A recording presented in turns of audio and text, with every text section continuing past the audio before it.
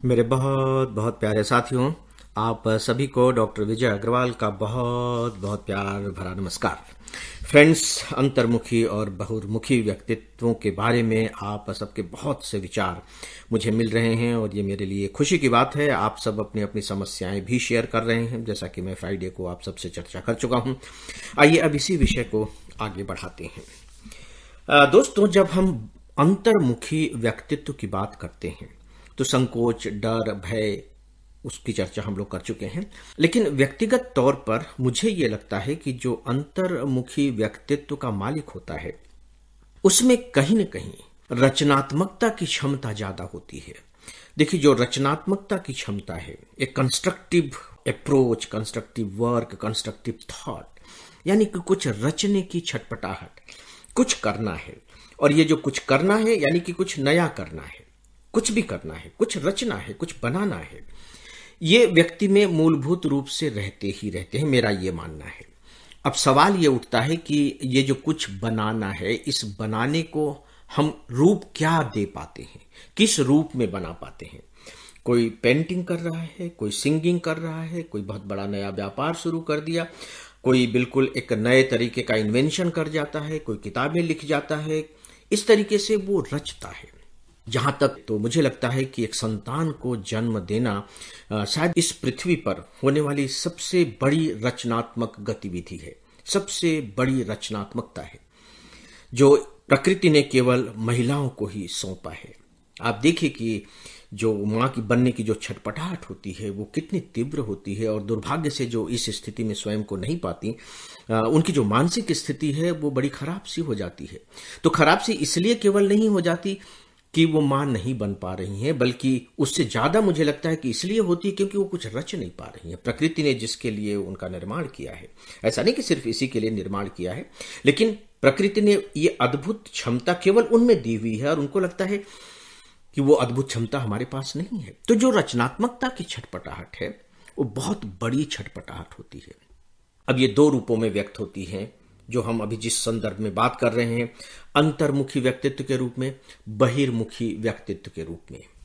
जो अंतर्मुखी व्यक्तित्व है वो करता क्या है, मूलभूत रूप में वो कर क्या रहा है। मुझे ऐसा लगता है कि वह मूलभूत रूप में जो उसकी अपनी एनर्जी है, उसकी जो अपनी ऊर्जा है और अपना जो समय है, अपनी जो क्षमता है, उसको वो कंजर्व करके रखता है।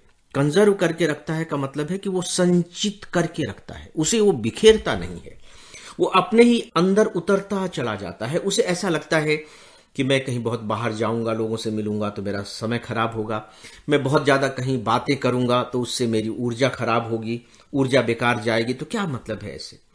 तो अपने गहरे ही वो उतरता चला जाता है। इसे ही मैंने कहा है कि वो अपनी ऊर्जा को संचित करता है। अब ये बात अलग है कि इस ऊर्जा को संचित करने के बाद वो उसका इस्तेमाल क्या कर रहा हो, क्योंकि ऊर्जा का होना ही पर्याप्त नहीं है। जब तक हम उस ऊर्जा का सही रूप में उपयोग नहीं करेंगे तो हम चाहे कितने भी ऊर्जावान क्यों न रहे, उससे क्या फर्क पड़ता है।